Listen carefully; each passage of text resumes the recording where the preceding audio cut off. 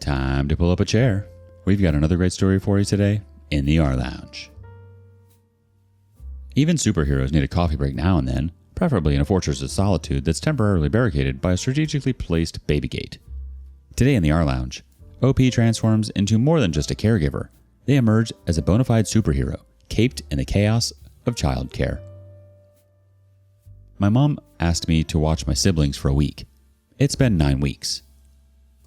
My mom went out 2 days before Christmas and then texted me 12 hours later saying she would be gone for a week and for me to have the kids. She hasn't come back since, so almost 9 weeks. I've heard from her 3 times total, and she is saying she isn't coming back anytime soon.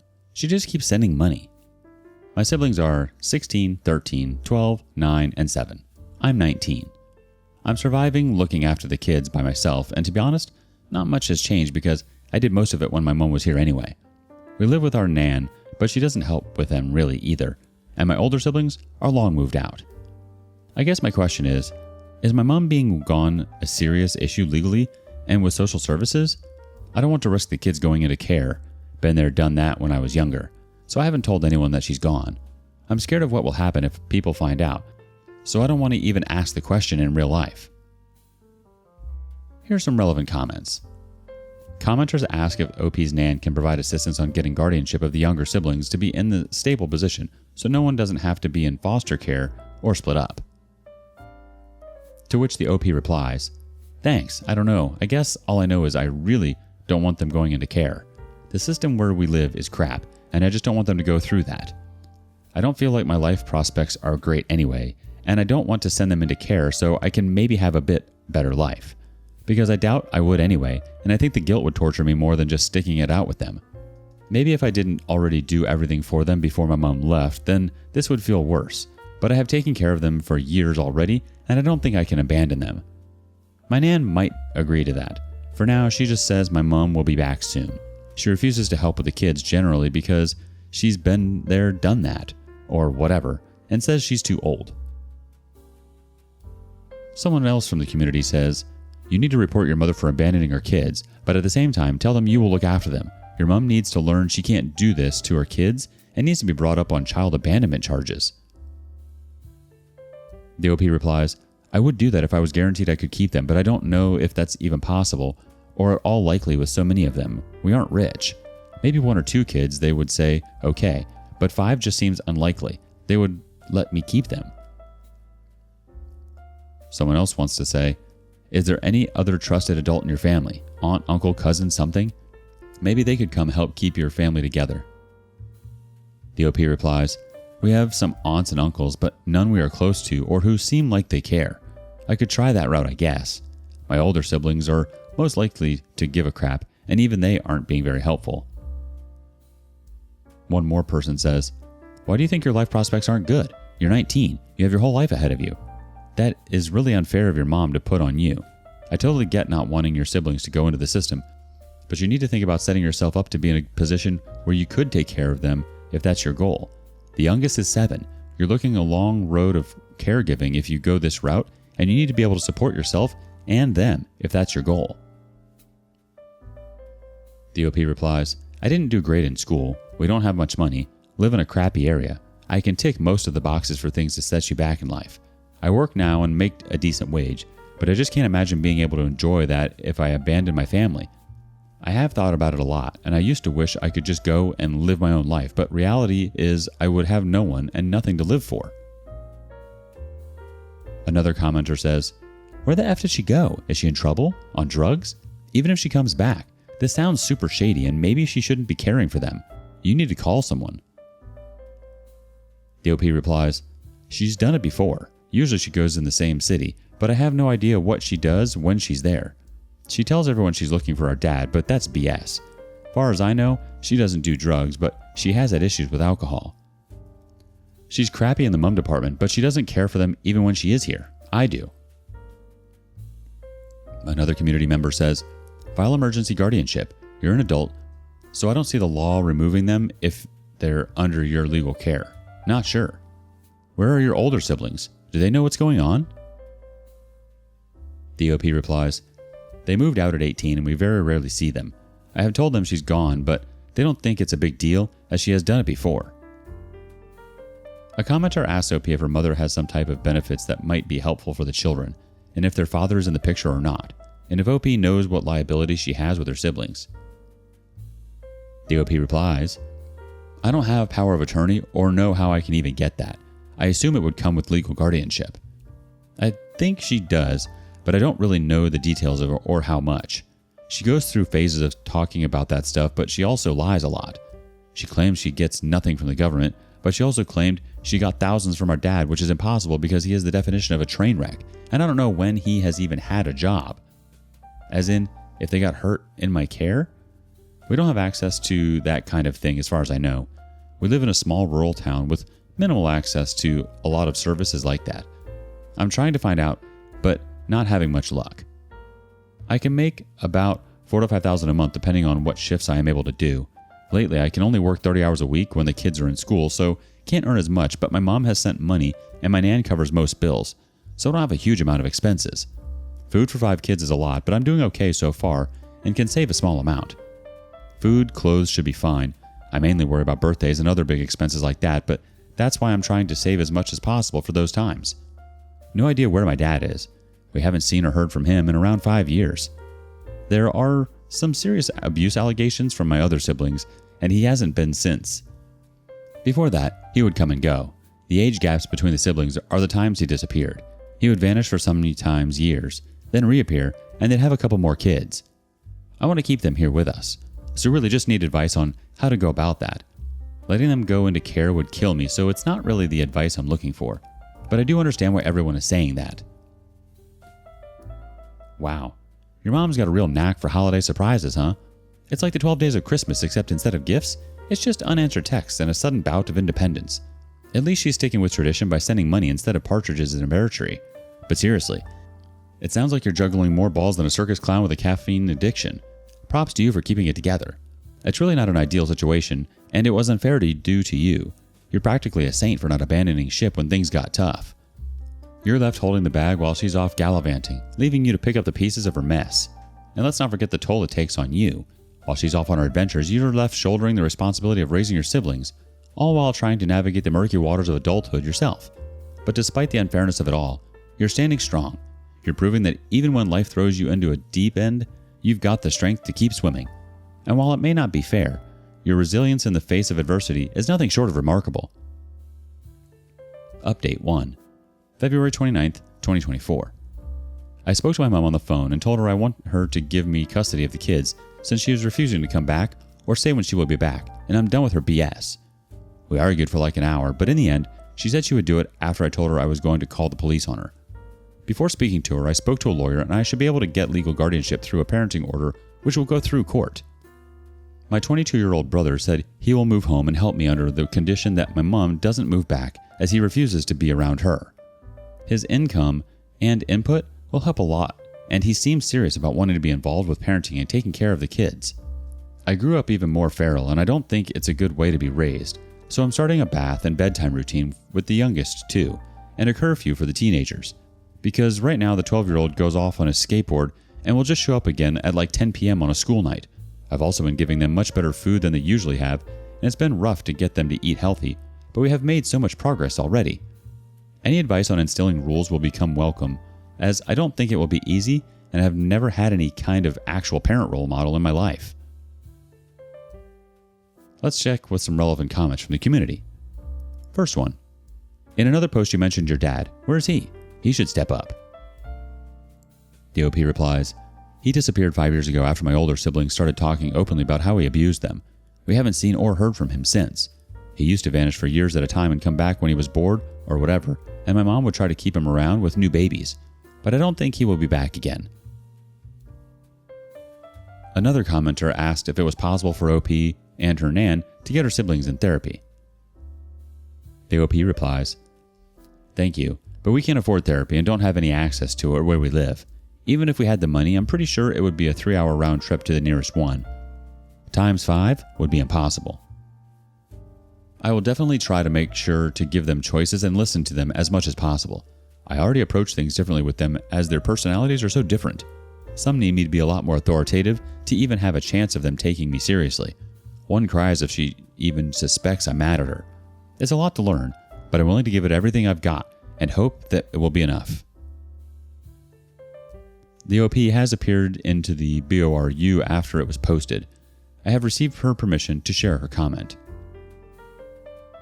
The OP says, "Thank you for all the helpful comments here and messages offering help and advice. I will reply to them all when I can. Right now I'm putting all my energy into the new routine and trying to sort out legal guardianship so we can get money for the kids, etc. Everything else is a problem for later on when we are more settled.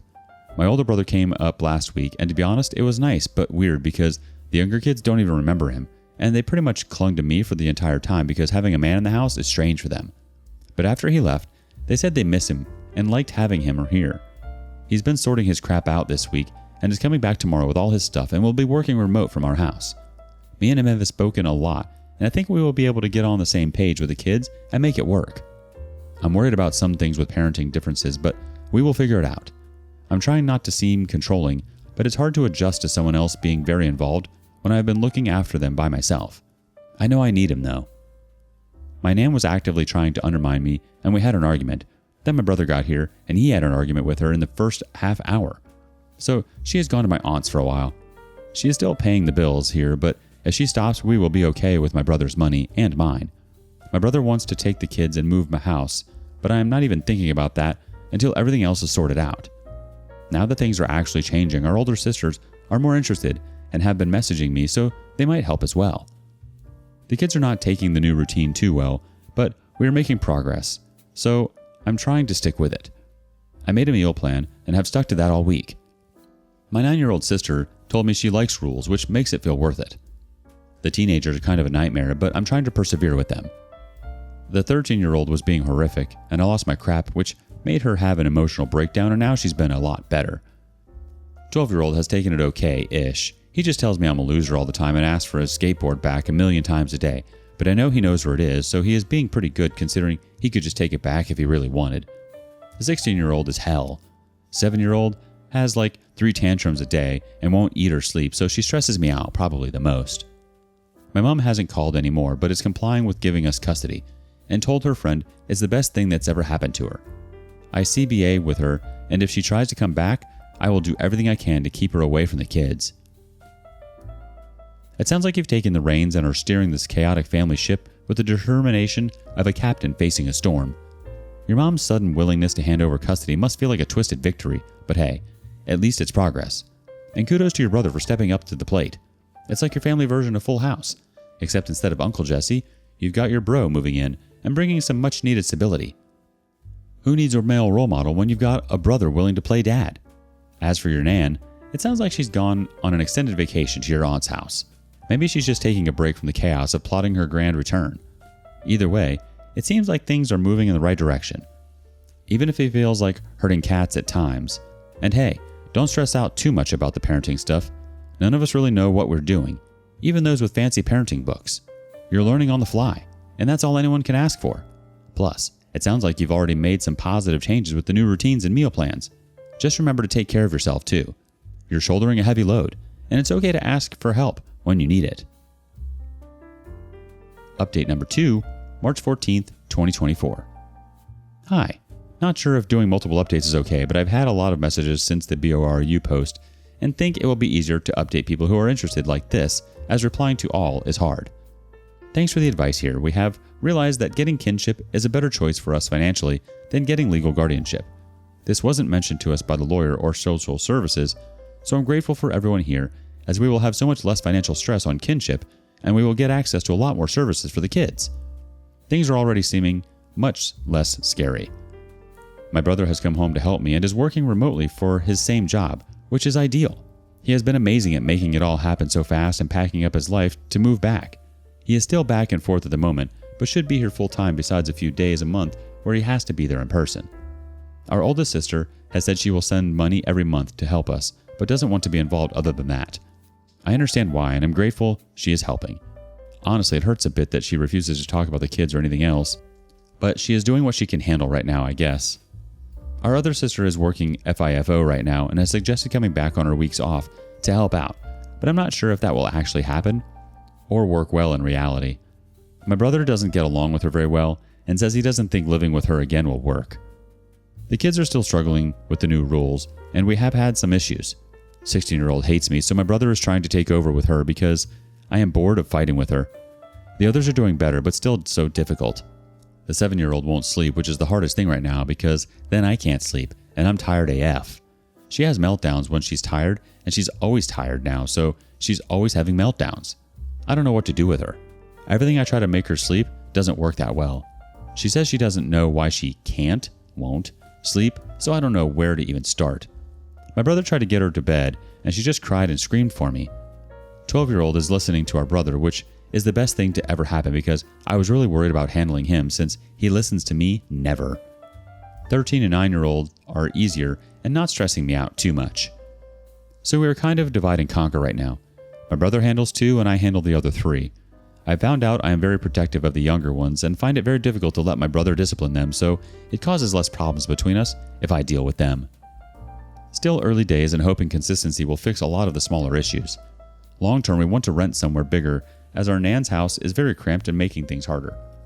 This is long and messy, sorry. Just wanted to update everyone who has asked and thank everyone again for the advice. Now it's time for a couple relevant comments. First up, glad to hear your brother is helping out, especially with the teenage siblings. It's hard for them to see you as an authority figure, unfortunately, as you're not that much older and it shouldn't be on you to deal with this. Having 2 people to be united front for them will be hugely helpful in establishing boundaries. Sounds like the 7-year-old might be dealing with anxiety. Kids are not great at identifying their own emotions. She's running from sleep because she doesn't feel safe to lie down and drop her guard. Strongly recommend getting them checked out by the GP if you can. Mention the trauma background. I know it's hard to find bulk billing GPs at the moment though. Divide and conquer is the right strategy, as is consistency as you mentioned. I would strongly recommend communicating the current home situation to the kids' schools. They may be able to hook you guys up with more social services, and if nothing else, it will be helpful for teachers to be aware of the situation and dealing with behavioral issues. But I am a teacher, so that's my bias. DOP replies, yeah, I think him being a bit older and the fact that they haven't seen him for years has made him automatically more of an authority figure to the teenagers. The younger ones are a bit unsecure of him still, and I think they will adjust to him better if he isn't being the strict one straight off. It's hard to find the balance with the different approaches for each kid, but 16-year-old went to a party last night and was texting me arguing about the preset pickup time we gave her. So my brother went to get her and she actually got in the car. If I had gone, she would have 100% told me to F off. Yeah, she refuses to lay down and just hates her bed. Only way I can get her to sleep is by laying in her bed with her until I'm sure she's in a deep sleep. And that's after hours of physically fighting me, crying, etc.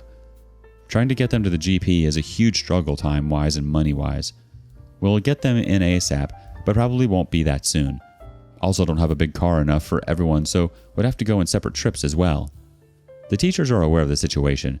They know my mom is a POS, and I have been doing parents' night, etc. for the kids for literal years. I told them she is away, and I'm going for custody.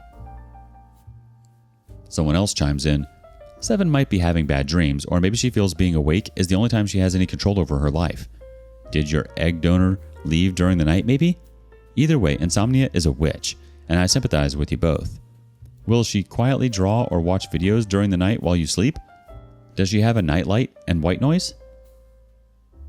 To which the OP responds, yeah, 7-year-old woke up on Christmas Eve to our mum being gone. To be honest, she seemed kind of unfazed about it because she is not even remotely close to my mom. She slept in my room for like 4 months old. But it obviously affected her. I think she is probably worried I will leave, so she's trying to stay awake to make sure I'm still here. I tell her all the time I'm not going anywhere, etc., but she just freaks out about bedtime every single evening. Even if I keep her in the living room with me and hope she'll fall asleep without any pressure, she stays awake way too late considering she has school in the morning, and she still cries and says she just wants it to be morning already. The 4 kids are all in the same room and there is a nightlight in there, but the 13-year-old turns it off because she says she can't sleep with any light. The 7-year-old has never said she needs a light, to be frank. She slept fine in the dark before all this. You're doing the best you can in a tough situation, and that's all anyone can ask for. Just remember to take a deep breath, maybe invest in some earplugs for those inevitable teenage meltdowns, and keep pushing forward. Update number 3, April 4th, 2024. Back with another update for those who asked. Can't believe it's been over 3 months now. We applied for kinship and have had the provisional approval and the home inspection and some interviews. We've got a couple more things to do, still ongoing, and then we should be good. We got our first payment, which has been so good and really made me feel so much more optimistic about everything because we will be able to actually do something other than just survive. The caseworker pretty much told me they don't want to have to find placements for this many kids, so us keeping them is their much preferred option, which is reassuring. My mom hasn't contacted me for a while. We thought she might show up on Easter because holidays are usually her time to cry about how much she misses our dad, and she usually prefers to ruin everyone's day with that. But she didn't come, thank God. Our nan is still at our auntie's because she can't stand to be around us apparently. Because me trying to feed them good food and not let a 7-year-old disappear for hours on bicycles with kids 3+ years older than her is just me thinking I'm better than my nan. A lot of people said to try co-sleep with 7-year-olds, so I have started doing that. It's helping a bit and she actually will lay down, so that's a win, but she still cries a lot and tries to get up. She also does a death grip on me, so I have kind of accepted that I have to go to bed when she does. It's not the worst thing ever because I have been looking things up and reading online while I lay with her when she eventually calms down.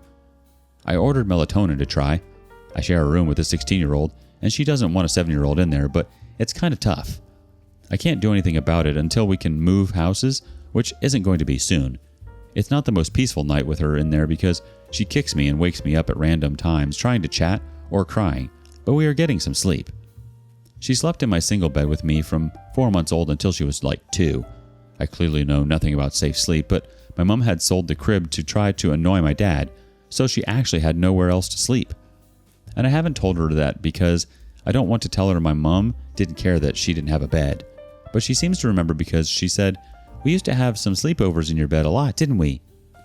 Also, I got 16-year-old earplugs and told her she can sleep in the 7-year-old's bed in the other room if she prefers. I do my best to try to soothe the 7-year-old in general. She had one of her crying breakdowns last week and said she didn't feel safe or happy. Then she said she wishes I was her real mom. I told her I am her real mommy because I've looked after her whole life and I won't ever leave her. She seems a bit happier since then. I'm going to get a photo of us for her to have in her little purse she carries everywhere. She's pretty sentimental, so she will like that. Yesterday she asked me if me and our brother are married. Obviously I said no, and she said, "I just feel like you are my mom and dad." I hope that's a good thing, even if it is a little weird. She is definitely bonding with him too. She always wants me to carry her around when I say no because I'm busy. He offers to do it, and she lets him now. She used to ignore him. Seeing her snuggle into his neck and actually relax is the cutest thing. Makes my heart happy because I remember wishing I had a dad who would hold me, and I'm so glad she is getting all the love. Me and my brother have had a few disagreements over discipline. He is pretty strict, and usually that's a good thing because they need it, to be honest, but sometimes I find it a bit much. Biggest disagreement was when he smacked the 9-year-old and I lost my crap. We grew up with a lot worse, and not gonna lie, I have smacked them before, but I don't want to be doing that anymore. Bro thinks there's nothing wrong with one smack on the bum. I would just rather we don't go there. He said he won't do it again, and I don't think he will. He wasn't angry when he did it, so I'm not really concerned about it, and he apologized to the 9-year-old. We were just still trying to figure out discipline. Our dad used an electric cord as a whip, so one smack on the bum is practically gentle parenting to us. I have read enough to know we don't want to be doing any physical disciplining though. Worst thing I've had to do is give the youngest 2 suppositories. My sister gave me money to take them to go to the GP because I was worried about them and couldn't find any for free and didn't want to wait for kinship. Turns out they are both malnourished, underweight, and constipated AF, and they've missed some vaccines. For the constipation, we tried medicine and more fiber and more water, but no bueno, so it had to be the suppositories because the doctor said it was verging on severe. I tried to explain it to them and make the whole thing easy, but it turned into quite the drama. The 9-year-old was easier, but still took me a while. 7-year-old was impossible, and everyone got too stressed on day 1, so we left it, and she was still not complying on day 2, so my brother had to get involved and pretty much had to hold her down, because I called the doctor, and she said either we do it or I take her in, and they do it. So we had no choice, really, and I still feel horrible about it. I'm obsessed with what they're eating now because I do not want anyone going through that again, but I will say that they are a lot better since. They aren't getting tummy aches, and they aren't so grouchy, and it has helped the 7-year-old with her sleep for sure. We are getting the other 3 to the doctor next week. We will do telehealth after, but I want them to see someone in person for the first appointment. After that, the next thing on the list is dentist. We have looked at therapy and should be getting telehealth sessions soon. So far, all 3 teenagers have said they aren't doing therapy, but I will try to make them at least try it. The 16-year-old is still difficult. She took my ID and she was going out whenever she liked, but my brother grounded her and she has actually listened and not tried to sneak out. The other 3 are doing okay. No big issues with them, to be honest. They are adapting pretty well, I think. I try to talk to them all about everything when I can, and they all seem to understand what's going on and trust that we won't be going anywhere, and we just need them to cooperate with us so we can get through. My little brother, Jay, 12, is obsessed with older bro. I used to have an issue with Jay going out every evening for hours and was so stressed about trying to keep him home and safe, but Matt being here has basically eliminated the issue. Jay just wants to be around him all the time, and Matt has somehow got this kid thinking doing homework with him is the best thing ever. Sorry this is so long again. I don't know how long I will keep doing these updates, but for now, everyone is so incredibly helpful that I will carry on posting because I always need more advice. The advice and support from everyone in the comments and PMs has been amazing and has actually helped change our day-to-day life for the better. So thank you so much, internet strangers. Kudos on getting that provisional approval for kinship. It's like winning the lottery, except instead of cash, you're getting some much-needed financial support. And hey, who needs to win the lottery when you've got a caseworker who's practically rolling out the red carpet for you and your gaggle of kids? As for your mom's disappearing act, well, it's like a twisted game of hide and seek. Who knows where she'll pop up next? And your nan's sudden aversion to family time? Classic. Nothing says I'm taking a break from reality like fleeing to your auntie's house to avoid dealing with the chaos at home. And let's not forget about the nightly battles with a 7-year-old sleep dictator. It's like negotiating with a tiny tyrant, complete with tears and bedtime ultimatums. But hey, if co-sleeping means you get a few extra minutes of shut-eye, then sign me up for the family slumber party. And then there's the discipline debates with your brother. It's like a showdown at the parenting corral, except with conflicting opinions and heated arguments. But hey, at least you're not resorting to your dad's electric cord whip tactics. One smack on the bum is practically gentle parenting compared to that nightmare. But hey, despite the chaos and drama, it sounds like you're holding it together like a boss. Feeling like crap. Parenting is kind of hell right now. April 14th, 2024. My previous posts explain everything, but short version is our mom left before Christmas, and I'm now looking after my 5 younger siblings. 16-year-old has been a pain in the butt the whole time. So unhelpful, permanently grumpy, and arguing about everything and winding up the younger ones just to be annoying. Basically making my life harder every chance she gets. She got her phone confiscated today because she was videoing our little sister having an emotional meltdown and laughing at her. Later on, while I was putting the phone away, I saw a message from our mom pop up saying some horrible crap. My mom hasn't messaged me in weeks, and the 16-year-old hasn't mentioned messaging her at all. So I was like, what the F? Took me a few attempts to get into her phone, but I got in and saw so many messages. Mostly her begging our mom to come home and our mom either ignoring her or telling her to come to the city she's in right now.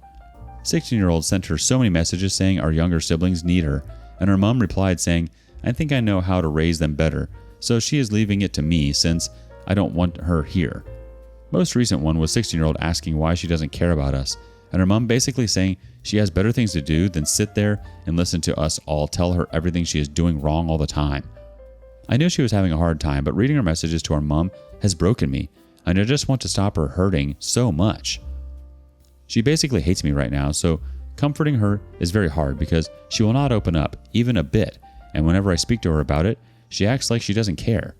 I don't know what to do or say to her. Meanwhile, my older sister just calls me periodically to tell me she wishes she could help but she can't because of a list of reasons, including but not limited to her not being able to face being around our youngest sister because our parents said she was her replacement, and older sis can't get over it. Which is like, okay, but baby sis just turned 7, and big sis is almost 25. So at some point she needs to try and get past that and realize it's not the little one's fault. And big sis is struggling because she feels like I'm her kid apparently, and she wanted me to come live with her when I was younger, but I chose to stay here and let my mom get away with not parenting. But the alternative is my siblings being neglected and abused like we were. Anyway, for real, I don't have time to be dealing with her emotional issues on top of everyone else's. And she's whining to me like, oh, I had to take time off work because I'm having a hard time mentally, which makes me feel so great when I'm working my butt off to feed 5 kids and dealing with a million behavioral issues a day. and don't have time to be doing anything. Before everyone starts shouting therapy, yeah, it's in the works. Trying to get telehealth arranged, but it's taking forever. We can't afford anything else, so that's the best we have for now. Until then, it's good old-fashioned just get on with it and try not to F the kids up any more than they already are. Time for some comments from the community. First one. The Lion, the Witch, and the Audacity. How is there more? Man, I applaud the OP for doing their best, and the brother is also amazing to support. Those kids are lucky to have these two, and they will always remember how much these two sacrifice themselves to make sure they are safe. As for the mother and father, they failed as parents and as people. They shall rot. Someone else chimes in. I hope the 16-year-old can figure her crap out sooner rather than later. I have a bad gut feeling she will try to chase after her mom, and it'll be really bad. Good on OP and the brother.